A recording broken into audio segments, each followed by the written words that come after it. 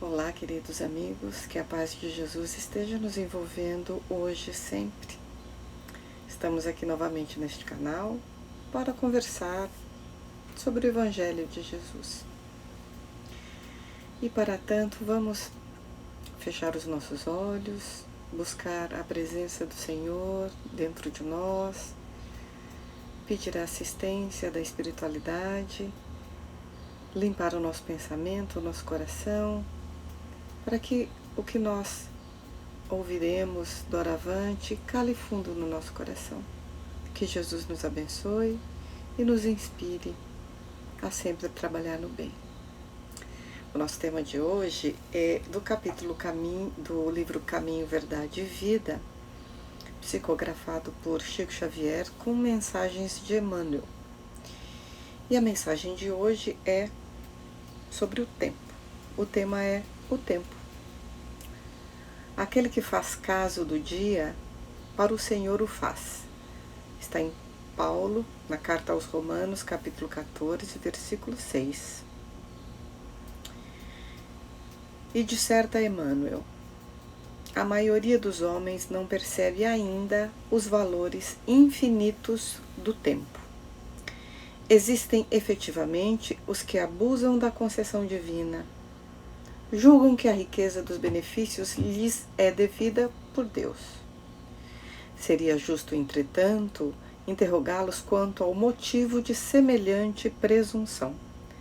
Constituindo a criação universal patrimônio comum, é razoável que todos gozem as possibilidades da vida. Contudo, de modo geral, a criatura não medita na harmonia das circunstâncias que se ajustam na Terra, em favor do seu aperfeiçoamento individual e espiritual. É lógico que todo homem conte com o tempo, mas se esse tempo estiver sem luz, sem equilíbrio, sem saúde e sem trabalho, não obstante a oportunidade da indagação, importa considerar que muito raros são aqueles que valorizam o dia, multiplicando-se em toda parte as fileiras dos que procuram aniquilá-lo de qualquer forma. A velha expressão popular, matar o tempo, reflete a inconsistência vulgar nesse sentido. Dos mais obscuros recantos da terra, há criaturas exterminando possibilidades sagradas. No entanto, um dia de paz, harmonia e iluminação é muito importante para o concurso humano na execução das leis divinas. Os interesses imediatistas do mundo clamam que o tempo é dinheiro, para em seguida recomeçarem todas as obras incompletas na esteira das reencarnações. Os homens, por isso mesmo, fazem e desfazem, constroem e destroem, aprendem levianamente e recapitulam com dificuldade na conquista da experiência. Em quase todos os setores de evolução terrestre, vemos o abuso da oportunidade complicando os caminhos da vida. Entretanto, desde muitos séculos, o apóstolo nos afirma que o tempo deve ser do Senhor. Falar sobre o tempo, na época em que nós vivemos, é muito importante. Estamos sempre ouvindo e sempre falando e reclamando que não temos tempo, que parece que o tempo está passando mais rápido. Nós temos diversas obrigações do dia e que muitas vezes nos sentimos sufocados por não dar conta de tudo que a gente planeja ou planejaria realizar. No entanto, o que nós percebemos realmente em nossas vidas é a falta de planejamento. Nós vamos vivendo dia a dia impulsionados pelas circunstâncias, pelas pressões sociais, sem atentar para os minutos do dia. E Emmanuel abordou muito bem essa questão de que muitas vezes nós desperdiçamos o nosso tempo, nós matamos o tempo, como ele mesmo coloca, e muitas vezes sem utilidade nenhuma. Evidentemente que nós temos as nossas obrigações materiais, né, da vida material, que nos exigem muito tempo. Contudo, muitas vezes, a falta de planejamento dessas atividades, ela faz com que não aproveitemos o tempo como deveríamos aproveitar. E por que Emmanuel fala que o tempo deve ser do Senhor, né? Aquele que faz caso do dia, para o Senhor o faz. Porque o tempo tem que ser do Senhor.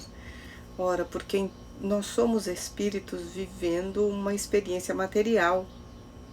E muitas vezes a vida material consome 99% ou 100% do nosso tempo diário. Se nós formos refletir, quantos minutos do dia, né, o dia tem 24 horas, quantos minutos do dia nós paramos, respiramos, olhamos para o céu, olhamos para as coisas da natureza, quantos minutos do dia nós paramos para fazer uma prece ou para agradecer. Às vezes apressados quando levantamos, ou às vezes já extenuados do cansaço durante a noite. E muitas vezes nenhuma prece nós conseguimos fazer. Lembrando, né, que fazer uma prece, elevar o pensamento ao alto, é necessário quando nos levantamos, agradecer pelo milagre da vida, né, por estarmos vivos, por termos mais um dia nessa encarnação para viver essa experiência maravilhosa que é a vida. E à noite agradecer pelo dia que passamos. Mas durante o dia, muitas vezes acontecem situações em que nos tiram do nosso eixo, em que tiram do nosso equilíbrio. E é nesse momento que a prece também é necessária. Então, dedicar um pouco do dia, viver o dia para o Senhor, né, significa que poderíamos nos entrosar muito mais com as leis divinas durante a nossa atividade diária. Então, todo o tempo em que nós vivemos essa encarnação, cumprindo os nossos objetivos materiais, mas concomitantemente buscarmos inserir nessa vida material e aproveitar esse tempo para que as leis divinas entrem em nossa consciência e possam interagir também em todas as atitudes da nossa vida material. Seria maravilhoso, mas o que é imprescindível é que a gente comece a tentar aproveitar o tempo da encarnação, da vida terrestre, para viver essa experiência maravilhosa espiritual. A gente imagina que viver a espiritualidade seria só quando nós estamos dentro da casa espírita ou da instituição religiosa que a gente tem afinidade. Mas ao contrário, ali a gente vai repor as energias e buscar forças e elementos para que fora a gente consiga pôr em prática o que a gente aprende, né? E muito se vê hoje em dia as pessoas falando de falta de tempo, nós reclamando de falta de tempo, mas passamos horas nas redes sociais, simplesmente na curiosidade da vida dos outros. E aqui é um parênteses, né? As redes sociais, a internet, tudo isso, se chegou até nós, é porque é permitido por Deus. Mas é uma ferramenta que deve ser usada para o progresso, para a educação, para a informação, para o bem. Então, nós podemos utilizar essa ferramenta para o bem, para o engrandecimento, para assistir uma palestra, para ler um livro, né, leituras muitas vezes pela internet, se bem que nada se compara a pegar um livro e folhear e voltar e ler de novo, né? Nós perdemos o hábito da leitura edificante, nós perdemos muitas vezes a conexão com esse divino por causa dessa correria, por causa dessa falta de planejamento de tempo e aproveitamento dele. Então, é evidente que nós podemos utilizar a internet, as redes sociais, Tem muita coisa boa, muito conteúdo bom. Mas muitas vezes, se prestarmos atenção, nós passamos horas desperdiçadas sem objetivo nenhum. Simplesmente matando o tempo, como disse Emmanuel. E é interessante, né? As coisas materiais a gente conquista, as coisas vêm e vão, os impérios nascem, eles se desenvolvem e eles se destroem com o tempo, porque nada fica permanente, a matéria sempre está se reciclando, a matéria sempre está se renovando. E nós podemos conquistar coisas materiais, podemos conquistar, né, muitas coisas, bens materiais, enfim. Mas o tempo que a gente desperdiça não volta mais. Então, o tempo é um tesouro, né, um daqueles talentos que Deus nos deu para que a gente empregue para o melhor. Não esconda embaixo da areia, como a parábola dos talentos, mas que nós façamos desse tempo algo de útil. Porque quando nós desencarnarmos, porque a nossa vida material que é finita, a vida do corpo é finita, e a nossa eternidade como espíritos, nós vamos ser cobrados por nós mesmos, né? Não vai ser Deus, nem Jesus, nem nenhum outro espírito superior que vai nos cobrar sobre as nossas atitudes. É a nossa consciência mesmo. Porque segundo os espíritos, no livro dos espíritos tem uma questão que eles perguntam, que Kardec pergunta, onde estão escritas as leis divinas? E eles respondem, na sua consciência. É bem forte essa resposta, porque coloca em nós a responsabilidade pelos nossos atos, não mais em cima dos outros, da família, do governo, de Deus. A responsabilidade é nossa. A responsabilidade por utilizar o tempo de maneira correta, né? Que qualidade de tempo eu tenho? Muitas vezes as mães, os pais que trabalham fora se sentem culpados por ficarem muito tempo fora de casa e pouco contato com os filhos. E aí compensam dando tudo de material, mas isso não supre a falta dos pais. E não importa a quantidade de tempo que você passa com seus filhos ou com seus familiares, mas sim a qualidade do tempo, né? Porque não adianta a gente ter muito tempo sem qualidade, né? Então, aproveitar todos os momentos que nós temos, momentos em família, momentos no trabalho, momentos nas nossas relações sociais com os amigos, para edificar sempre, né? Essa é uma das grandes dificuldades nossa, de utilizar esse tempo, que é um presente divino, para o bem. Então, todas as vezes que nós matamos o tempo ou desperdiçamos,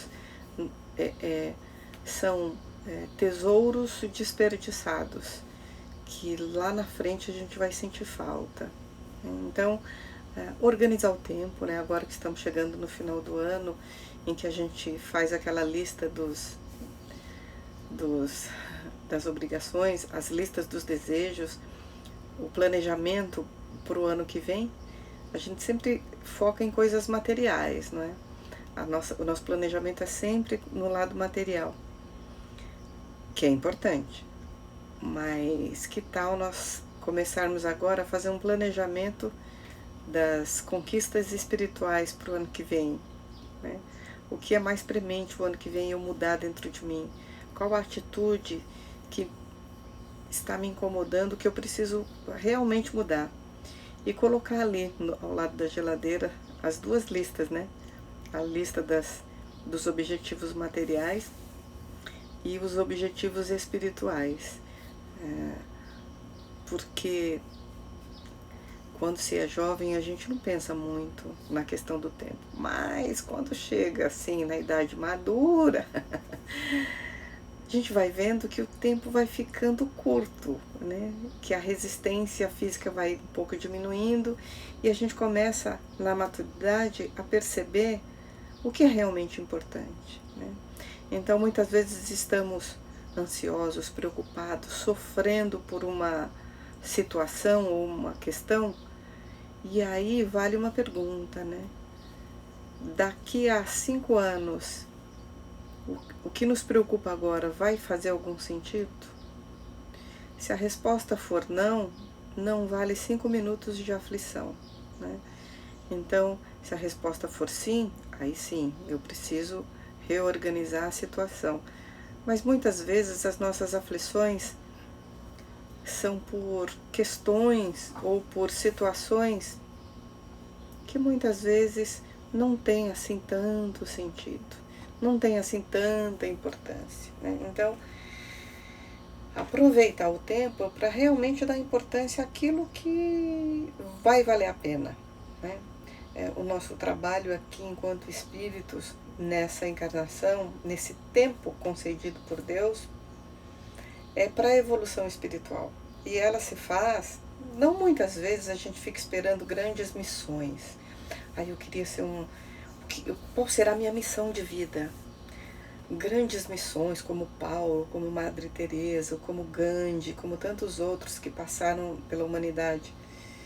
Mas na verdade, a nossa principal missão aqui está dentro da nossa casa, está nas coisas simples, está nas atitudes simples, porque antes de querermos grandes missões junto à humanidade, é preciso primeiro entender e cumprir as missões pequenas, né? Começar do simples, porque senão nós não teremos condição, né? Se nós não amamos a nossa família, o nosso parente difícil, se nós não conseguimos ter paciência, tolerância dentro do nosso lar, dificilmente nós teremos cabedal para suportar ingratidão externa, para suportar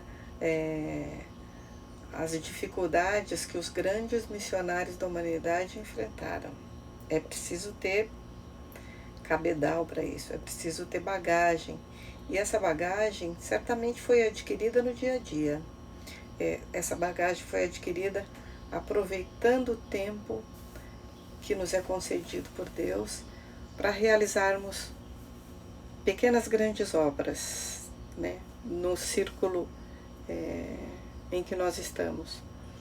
E os desafios são diários, porque muitas vezes nós entendemos que não, já tenho tal defeito, eu não tenho mais, né? Impaciência. Não, eu já sou paciente. E na primeira prova, na segunda prova, nós muitas vezes falhamos. A gente pensa que já conquistou, que já transformou aquele defeito em virtude e ainda não. Então é preciso enxergar e trabalhar mais um pouco. E outra coisa, né? Muitas vezes nós erramos e caímos nos mesmos erros e ficamos nos culpando, ficamos nos martirizando durante longos períodos. O arrependimento é importante, é necessário reconhecer o erro, mas é preciso, né? Levantar, sacudir a poeira e seguir em frente. Porque muitas vezes a lamentação longa e constante, aquela meia-culpa que se arrasta por muito tempo, ela não tem uma validade, uma necessidade assim premente. É preciso reconhecer a culpa, vigiar para não cair de novo no mesmo erro, mas seguir, porque até a perda desse tempo é preciosa. Então, enquanto eu estou lamentando, eu poderia estar trabalhando para reverter a situação, né? É isso que também um dos aspectos de aproveitar o tempo. E por fim, né, Platão falava do ócio necessário.